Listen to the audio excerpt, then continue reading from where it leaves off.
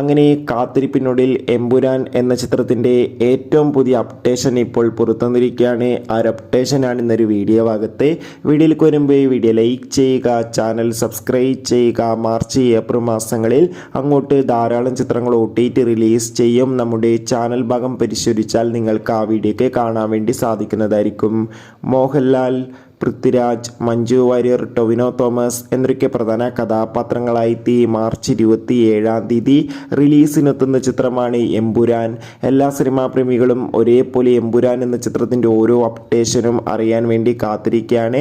Finally ചിത്രത്തിൻ്റെ official updation ഇപ്പോൾ ആരാധകർക്ക് മുന്നിൽ പുറത്തുവന്നിരിക്കുകയാണ്. ആ അപ്ഡേഷൻ മറ്റൊന്നുമല്ല, ഇപ്പോൾ ഇതാ ചിത്രത്തിൻ്റെ ഭാഗത്തു നിന്ന് ചിത്രത്തിൻ്റെ ഏറ്റവും പുതിയ പോസ്റ്റർ പുറത്തുവന്നിരിക്കുകയാണ്. അതായത് ചിത്രം IMAXിലും റിലീസ് ചെയ്യുമെന്ന് ഇപ്പോൾ കൺഫേം ആക്കിയിട്ടുണ്ട്.